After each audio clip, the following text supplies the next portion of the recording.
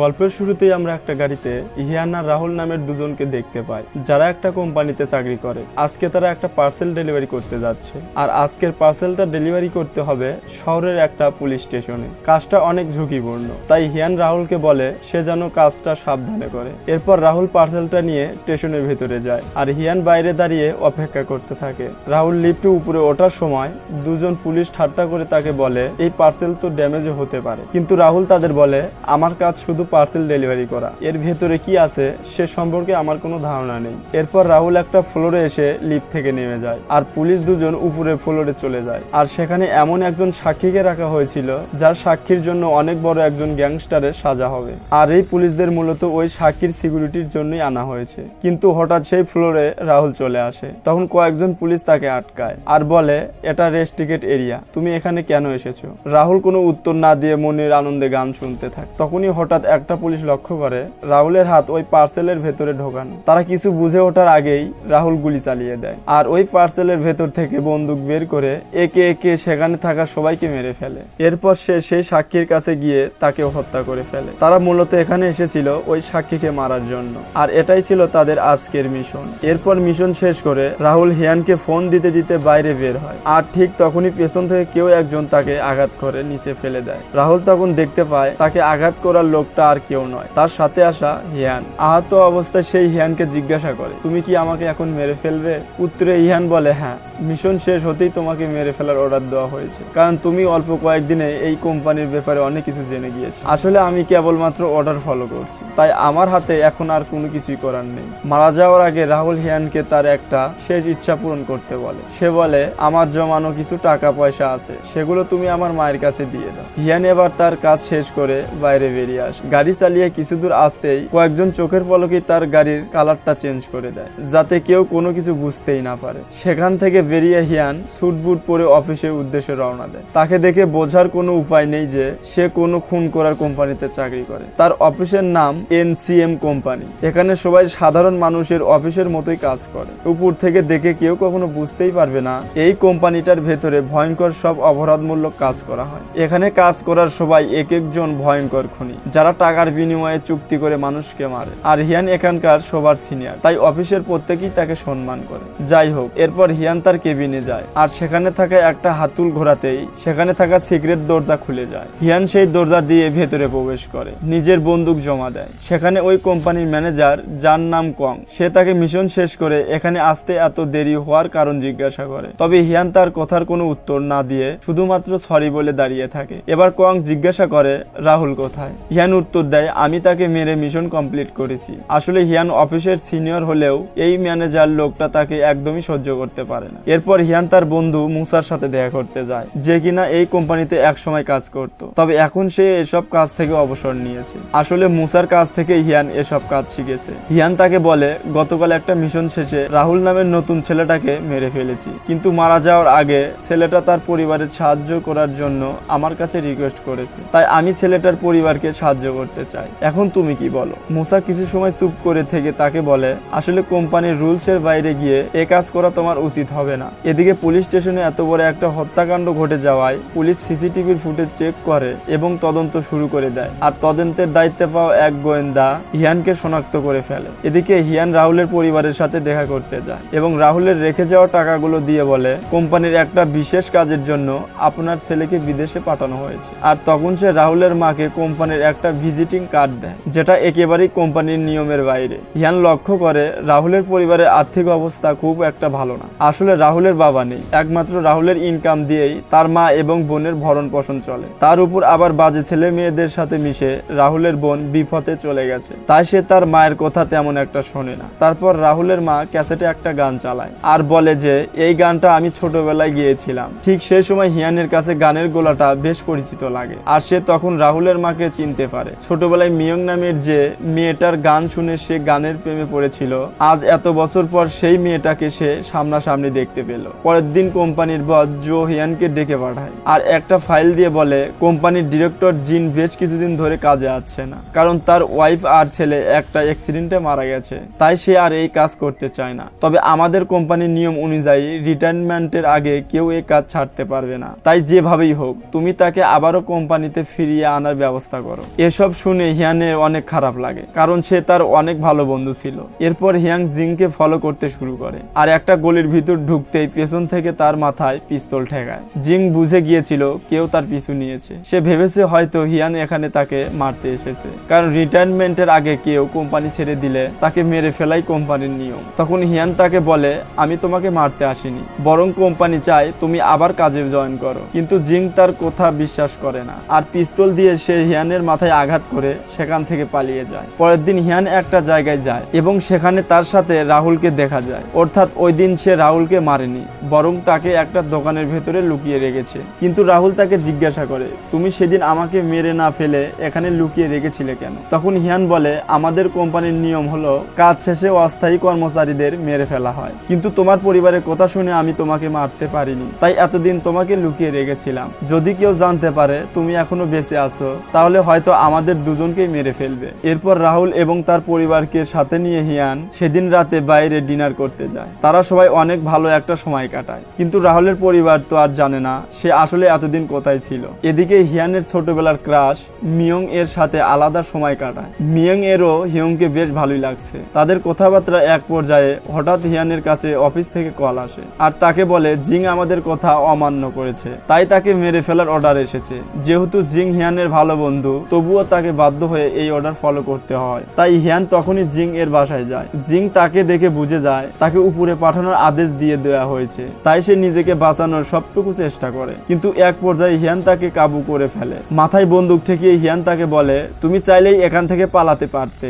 জবাবে তখন জিং বলে, এমনিতেও আমার বেঁচে থাকার আর কিছুই অবশিষ্ট নেই, তার চেয়ে তুমি আমাকে মেরেই ফেলো। হিয়ান তখন গুলি চালায় এবং তার মিশন শেষ করে সেখান থেকে চলে আসে। পরের দিন কোম্পানির সবাই মিলে এক জায়গায় বসে পার্টি করে। আসলে এটা হিয়ানের প্রমোশনের পার্টি। এতগুলো সফল মিশন শেষ করার কারণে তাকে এখন কোম্পানির ডিরেক্টর বানিয়ে দেওয়া হয়েছে। তবে হিয়ানকে দেখে স্পষ্ট বোঝা যাচ্ছে যে সে এই প্রমোশন পেয়ে মোটেও খুশি না, মানে এই কোম্পানির কাজ তার পছন্দ না। পরের দিন হিয়াং মিয়ং এর সাথে বাইরে একটা কফি শপে দেখা করে। তখন সেই ক্যাফের মালিকের কাছ থেকে তারা জানতে পারে ক্যাফেটা সে বিক্রি করে দেবে। আর তখন মিয়ং তাকে জানায় তারও খুব ইচ্ছে হয় একটা ক্যাফে খুলতে, কিন্তু টাকার অভাবে সেটা করা সম্ভব হচ্ছে না। তখন হিয়ান তাকে বলে, আমি ছোটবেলা থেকেই তোমার গান শুনতাম এবং তখন থেকে তোমার উপর কাশ খেয়ে বসে আছি। কথাটা শুনে মিয়ং মুচকি হাসে। এভাবেই তাদের দুজনের মধ্যে বেশ ভালো একটা সময় কাটে। তারপর ঘুরে ফিরে সন্ধ্যার দিকে যখন তারা ফিরছিল, তখন রাস্তার মধ্যে সেই গোয়েন্দা হিয়ানকে দেখে চিনতে পারে, আর তার কাছে এসে কথা বলার এক পর্যায়ে তাকে বলে, তুমি কোথায় কাজ করো? তখন মিয়ং বিরক্ত হয়ে সেই গোয়েন্দাকে হিয়ানের কোম্পানির কার্ড দিয়ে বলে, দেখো সে কত ভালো একটা জায়গায় কাজ করে, শুধু শুধু তাকে সন্দেহ করা বন্ধ করো। এটা বলে তারা সেখান থেকে চলে যায়। পরের দিন অফিসে যেতে হিয়াং দেখে সেখানে জিংকে কিডন্যাপ করে আনা হয়েছে। অর্থাৎ সেদিন হিয়ান জিংকে মারেনি। এতে কোম্পানির বস হিয়ানের উপর অনেক রেগে যায় এবং বলে, অসম্পূর্ণ কাজটা তাহলে এবার তুমি শেষ করো, অর্থাৎ জিংকে মেরে ফেলো। মারা যাওয়ার আগে জিং সবাইকে বলে, এই কোম্পানিটা একটা পাগলা গারদ, মানুষ মারা কোনো কাজ হতে পারে? এসব শুনে ম্যানেজার জিং এর গলায় ফাঁস দিয়ে তাকে সেখানেই মেরে ফেলে। এরপর দেখা যায় মিয়ং এর দেওয়া সেই কার্ডের ঠিকানায় দেখে সেই গোয়েন্দা তার দলবল নিয়ে হিয়ানের অফিসে আসে, কিন্তু তারা অফিসে এসে সন্দেহজনক কিছুই খুঁজে পায় না। তাদের কাছে সবকিছু একদম স্বাভাবিক লাগে, তাই তারা অফিস থেকে চলে যায়। আসলে অফিসের প্রত্যেক কর্মচারী এক একজন ভয়ঙ্কর খুনি, ঠিক হিয়ানের মতো, কিন্তু অফিসের ছদ্মবেশে থাকার কারণে কেউ তাদের সন্দেহ করে না। এদিকে হিয়ানকে সন্দেহ করে অফিসে পুলিশ আসার কারণে জিং তাকে গালিগালাজ করে আর কিল ঘুষি মারতে থাকে। সে বলে, পুলিশকে কেন তুমি অফিসের কার্ড দিয়েছো? হিয়ান তার কোনো কথার উত্তর না দিতে পেরে সরি বলে চুপচাপ দাঁড়িয়ে থাকে এবং সবকিছু মুখ বুঝে সহ্য করে সে। যদি ম্যানেজার না হতো তাহলে হিয়ান সেখানেই তার 12টা বাজিয়ে দিত। এরপর হিয়ান একদিকে মিয়ংকে ডিনারের আমন্ত্রণ জানায়, আর কথা বলার ফাঁকে সে মিয়ংকে বলে, আমি এই কফি শপটা তোমাকে দ্রুতই কিনে দেব। সে আরো বলে, ছোটবেলা থেকেই তোমার গান শুনে তোমার প্রেমে পড়েছি, তাই জীবনের বাকি সময়টা তোমার সাথেই কাটাতে চাই। তুমি যদি রাজি থাকো তবে আমি তোমাকে বিয়ে করতে চাই। হিয়ানের মুখে কথা শুনে মিয়ং অনেক খুশি হয়, কারণ এই কয়েকদিন সেও মিয়ংকে ভালোবেসে ফেলেছে। তাই হিয়ান সিদ্ধান্ত নেয় মিয়ংকে বিয়ে করার এবং তার সাথে বসবাস করার জন্য। সে ওই মানুষ মারার কোম্পানির কাজ ছেড়ে দেবে। এরপর একদিন তারা মিয়ং এর জন্য সেই ক্যাফেটা কিনতে যায়, আর সেই সময় কেউ একজন তাদের ছবি তুলে বসকে পাঠিয়ে দেয়। রাহুলের মায়ের সাথে হিয়ানকে দেখে কোম্পানির বস রেগে যায়। তাছাড়া হিয়ান যে রাহুলকে হত্যা করেনি এই বিষয়েও বস জেনে যায়। বস হিয়ানের এই কাজ কোনোভাবেই মেনে নিতে পারে না, আর তখন সে হিয়ানকে হত্যা করতে দলের অন্য লোকদের নির্দেশ দেয়। এরপর ওই অফিসের দুজন কর্মচারী হিয়ানকে অন্য একটা মিশনের কথা বলে কোথাও নিয়ে যেতে থাকে। তবে তাদের হাবভাব দেখে হিয়ান বুঝে যায় এই মিশনে আসলে টার্গেট সে নিজেই। আর ঠিক তখনই সামনে বসে থাকা ছেলেটা তার উপর হামলা করে। প্রথমে হিয়ান তাদের মারতে চায় না এবং তাদের বলে তোমরা এখান থেকে চলে যাও, কিন্তু তারা হিয়ানের কোনো কথাই শোনে না। তাই বাধ্য হয়ে হিয়ান ছেলেটাকে মেরে ফেলে। এখন শুধুমাত্র তাদের সাথে থাকা মেয়েটা বেঁচে আছে। মেয়েটা তাকে বলে আমার ব্যাপারে কোম্পানি সব সত্য জেনে গিয়েছে। জবাবে হিয়ান বলে তুমি চাইলে তোমার প্রাণ নিয়ে এখান থেকে পালিয়ে যেতে পারো। কিন্তু মেয়েটা কোনো কথা শুনে না এবং হিয়ানের উপর আক্রমণ করে। আর তাদের দুজনের মারামারির মধ্যে হঠাৎ একটা গাড়ি এসে মেয়েটাকে ধাক্কা দেয়। এদিকে বস যেহেতু হিয়ানকে হত্যার জন্য লোক পাঠিয়েছে, তাই সে বুঝতে পারে রাহুলের পরিবারও এখন বিপদে। তাই সে রাহুলকে ফোন করে আর সবাইকে নিয়ে তার কাছে আসতে বলে। এরপর তারা সবাই মিলে হিয়ানের বন্ধু মুসার বাড়িতে যায়, কারণ সে জানতো মুসাই তার একমাত্র বিশ্বস্ত বন্ধু। আর এই খারাপ সময় তাকে সাহায্য করার মতো কেউ থাকলে সে একমাত্র মুসা। হিয়ানকে বলে তুমি তো জানো আমাদের কোম্পানির কতটা নিষ্ঠুর, তাই কোম্পানির রুলসের বাইরে গিয়ে কোনো কাজ করা তোমার উচিত হয়নি, আর এতে করে তোমার নিজের জীবনের ঝুঁকি বেড়ে গেল। তারপর হিয়ান রাহুলের পরিবারকে তার আসল পরিচয় জানায়। সে কোথায় চাকরি করে, কি কাজ করে, এসব কিছু খুলে বলে। আর এটাও বলে যে রাহুল কোথায় কাজ করত আর এতদিন বা কোথায় ছিল। এসব কথা জানতে পেয়ে মিয়ং খুবই কষ্ট পায় আর হিয়ানের উপর ভীষণ রেগে যায়। পরের দিন হিয়ান তার বাসায় যায়, কারণ বাসার বেসমেন্টে সে তার সকল টাকা পয়সা লুকিয়ে রেখেছিল। সেখানে সে কোম্পানির অনেক মানুষকে দেখে যারা তাকে মারতে এসেছিল। হিয়ান তাদের চোখ ফাঁকি দিয়ে তার সব টাকা পয়সা নিয়ে আবারও মুসার বাড়িতে ফিরে আসে। আর আসার পথে সে তার বসকে ফোন করে জানায় সে আর এই কোম্পানিতে কাজ করবে না। এরপর মুসার বাড়িতে এসে সে কোম্পানির লোকদেরকে দেখতে পায় আর ভাবতে থাকে কোম্পানির লোকেরা রাহুলের পরিবারের কোনো ক্ষতি করলো কিনা। কিন্তু মুসার ঘরে সে এমন কিছু দেখতে পায় যা দেখে সে নিজের চোখেই বিশ্বাস করতে পারছিল না। সে দেখতে পায় কোম্পানির লোকেরা রাহুলের পরিবারের সকলকে গান পয়েন্টে রেখেছে। আর হিয়ান তখন বুঝতে পারে বন্ধুত্বের মুখোশের আড়ালে আসলে মুসা তার সাথে বেইমানি করেছে। মূলত মুসা কোম্পানির লোকদের ডেকে এনে রাহুলের পরিবারকে জিম্মি করে রেখেছে এবং সে এসব কাজ শুধুমাত্র টাকার জন্য করেছে। এদিকে হিয়ান তার সব থেকে বিশ্বস্ত বন্ধু এমন জঘন্য রূপ দেখে একেবারেই পাথর হয়ে যায় আর মুসাকে অনুরোধ করতে থাকে যেন রাহুলের পরিবারকে সে ছেড়ে দেয়। কিন্তু মুসা তার কোনো কথাই শোনে না, উল্টো বন্দুক নিয়ে তাকে আঘাত করে মাটিতে ফেলে দেয়। আর যখন মুসা তাদের উপর গুলি চালাতে যাবে,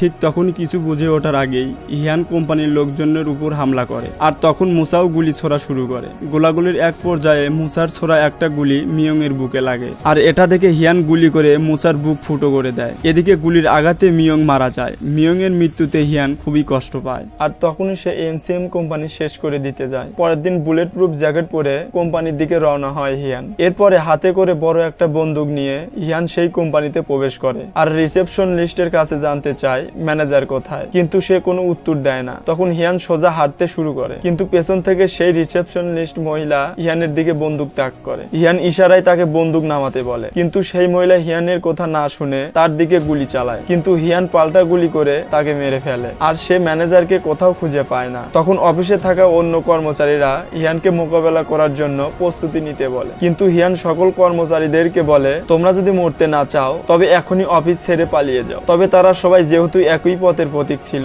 সে কারণে হিয়ানের এই হুমকি তাদের কাছে কিছুই মনে হচ্ছিল না। তাই তারা হিয়ানের কথাই তোক্কা না করে তার উপর গুলি চালায়। আর ঠিক তখনই হিয়ান পিস্তল চালিয়ে একের পর এক গুলি করা শুরু করে। বুলেট প্রুফ জ্যাকেট পরে থাকায় হিয়ানের গায়ে কোনো গুলি লাগে না, উল্টো হিয়ানের গুলির সামনে তাদের প্রতিরোধ কোনো কাজে আসে না। আর এরই মধ্যে হিয়ান সেই গোয়েন্দাকে ফোন করে কোম্পানিতে আসতে বলে। এরপর সে ওই গোপন স্থানে পৌঁছায় যেখানে তার বস থাকে। সেখানে গিয়ে হিয়ান দেখতে পায় বন্দুকের গুলি পাল্টানোর কাজ করা মহিলাটা সেখানে বসা। আর হিয়ান তাকে দেখতে পেয়ে বলে তুমি এখান থেকে চলে যাও, কিন্তু মহিলাটা হিয়ানের কোনো কথা না শুনে তার উপর গুলি চালায়। তখন হিয়ান পাল্টা গুলি চালিয়ে মহিলাটার ভবলীলা সঙ্গ করে দেয়। এরই মধ্যে বসের নিরাপত্তা নিয়োজিত এক মার্শাল আর্ট মাস্টার হিয়ানের সাথে মারামারি করা শুরু করে দেয় আর তারা দুজনেই সমান তালে মারামারি করতে থাকে, যেন কেউ কারো থেকে কম নয়। ঠিক তখন হিয়ান একটা বন্দুক দেখতে পেয়ে ড্রাইভ করে বন্দুকটা নিয়ে নেয় আর গুলি করে মাস্টারের মাস্টারি খতম করে দেয়। এরপর সে বসের রুমে আসে। বসের সাথে একজন বডিগার্ড রয়েছে। বস তাকে বলে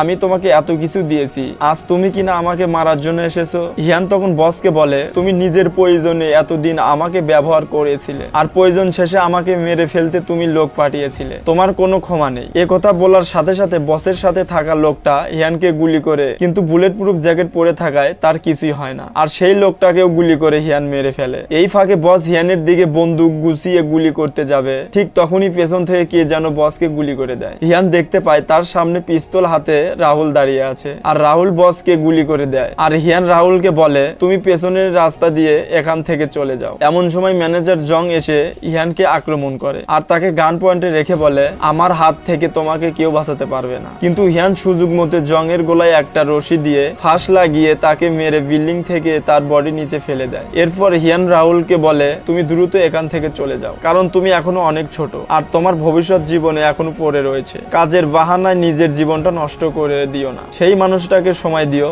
যাকে তুমি অনেক ভালোবাসো। অলরেডি দেখা যায় বিল্ডিং এর নিচে অনেক মানুষ জড়ো হয়ে গিয়েছে আর সেখানে পুলিশও চলে এসেছে। আর হিয়ান তখন নিচে নেমে এসে পুলিশের কাছে আত্মসমর্পণ করে। এই সুযোগে রাহুল সবার চোখ ফাঁকি দিয়ে সেখান থেকে বেরিয়ে যায়। গল্পের একেবারে শেষে এই দৃশ্য দেখানো হয় যখন হিয়ান প্রথমবার এই কোম্পানিতে ইন্টারভিউ দিতে এসেছিল। ওই দিন সে অনেক বেশি নার্ভাস ছিল আর সিভিতে তার মুখ গোমরা করা ছবি দেখে সে তখনই পাশের একটা স্টুডিওতে যায় এবং সিভিতে লাগানোর জন্য হাসি দিয়ে একটা ছবি তোলে। এই দৃশ্যের সাথে সাথে গল্পটা এখানেই শেষ হয়ে যায়। আসলে কোরিয়ান সিনেমাগুলো সবসময় ইউনিক হয়, তাদের গল্প, অ্যাকশন, থ্রিলিং সবকিছুই যেন ভিন্ন মাত্রায়। আজকের গল্পটাও এমনই। তো আজকে বিদায় নিচ্ছি, ফিরছি পরবর্তী এক্সপ্লেশনে।